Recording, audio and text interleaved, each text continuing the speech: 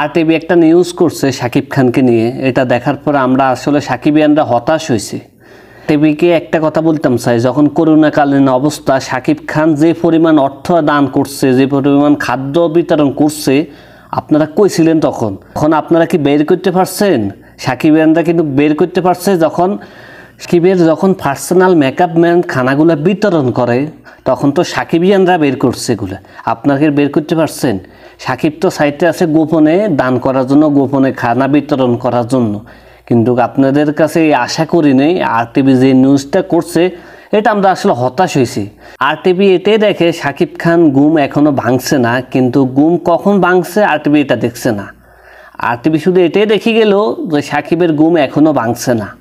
সাকিব ভাইয়ের উদ্দেশ্যে এটাই বলবো যে ভাই, আপনি মানুষকে যখন হেল্প সহযোগিতা করবেন তখন জানা শুনে করাটা সবচেয়ে ভালো। কেননা আপনার দেখা দেখিয়ে আরও 2-4 জন মানুষ দান করার জন্য, মানুষের পাশে দাঁড়ানোর জন্য উৎসাহিত হবে। আজকে যদি আপনার কোম্পানি হারলেনের মাধ্যমেও খানা বিতরণ করেন, মানুষের পাশে দাঁড়ান, তাহলেও আমরা এই নিউজগুলো দেখতে হইতো না।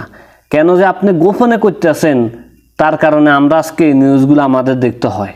সাকিব ভাই, আপনার সাকিবিয়ানদেরকে হতাশ করবেন না। আপনার দেখা দেখি 2-4 জন দান করবে, মানুষের পাশে থাকবে, এটা প্লাস পয়েন্ট। অনেক সাইড থেকে আমরা প্লাস পয়েন্ট আমরা দেখতে পাইতেছি যদি আপনি জানা শুনে সবাইকে দান করেন, মানুষের পাশে থাকেন। আমরা তো আপনাকে এটা বলি না যে আপনি ভিডিওর মাধ্যমে আসে আপনি সবাইকে জানান। আপনি যদি আপনার হারলান কোম্পানির টিম যদি যখন মানুষের পাশে থাকে, তখন তো আর আপনি আর ভিডিওতে আসে আপনার বলা লাগবে না। যেহেতু আপনি এগুলোকে বিভ্রান্তি মনে করেন, যেহেতু আপনি পছন্দ করেন না ভিডিওতে আসে আপনাকে জানা শুনে মানুষকে দান করাটা, এটা যেহেতু পছন্দই করেন না, আপনার কোম্পানির মাধ্যমে আপনি করেন, এগুলোর থেকে তো মানুষ তাইলে তো সবাই হতাশ হয় না। এমনকি মানুষের ভালো হয়, আমাদের জন্য ভালো হয়, সবার জন্যই ভালো হইতেছে। এটা সবার উদ্দেশ্যে বলি, এ বন্যা মানুষের ঘর বাড়ি নিয়ে গেছে, এ বন্যা মানুষের অর্থ সম্পদ নিয়ে গেছে, এ বন্যা মানুষকে কান্দাইছে, মানুষের চোখের পানি জড়াইছে, বন্যা অগণিত মানুষের ক্ষতি করছে, যেটা মানুষের জীবনে কখনোই দুঃখ কষ্ট দেখানো।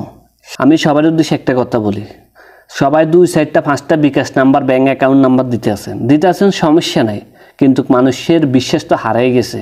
দেখতে আছি 90% মানুষই বিকাশ নাম্বার, ব্যাঙ্ক নাম্বার ভিডিওর উপরে দিতে আছে।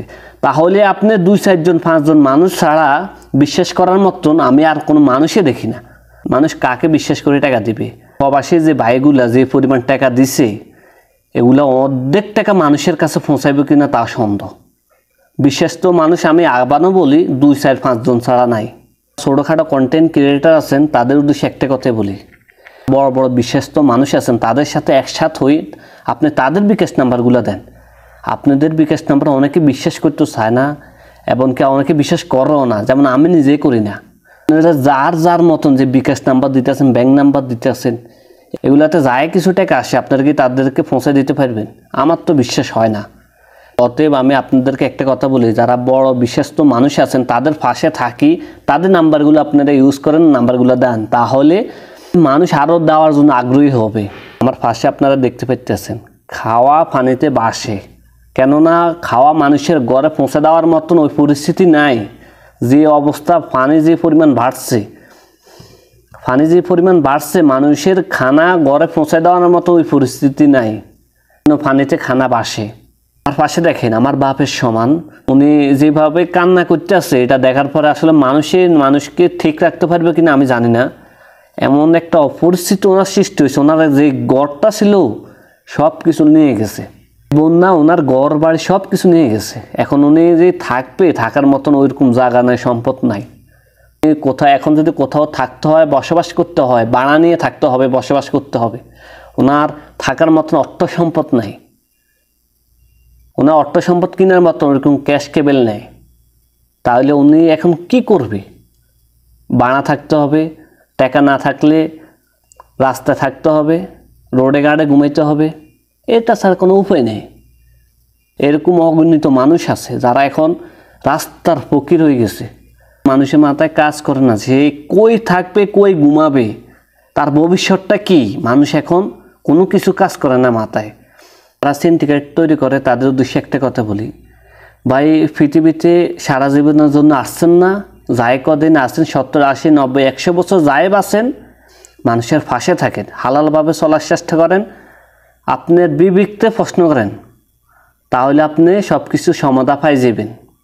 আপনারা সামানের দাম না বাড়াইয়ে ন্যায্য মূল্যটা নেওয়ার চেষ্টা করেন, কেননা আপনি আজকে এখানে আছেন, আগামীকালকে আপনি পথের ভিখারি হয়ে যেতে পারেন, তাতে কোনো গ্যারান্টি নেই। আগামীকালকে আপনি বাঁচেন কিনা তাও গ্যারান্টি নেই।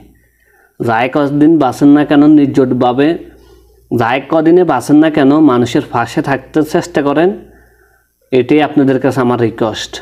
আমি শাহাদাত সৌদি আরব থেকে বলছি। আমি এখানে টাকা কামানোর জন্য, ভিউজ কামানোর জন্য আমি ভিডিও বার্তা দিচ্ছি না আপনাদেরকে, আমি সত্য কথাটা তুলে ধরছি এখানে। তো আশা করি সবাই অনেক অনেক ভালো থাকবেন। সবাইকে আসসালামু আলাইকুম। এবং না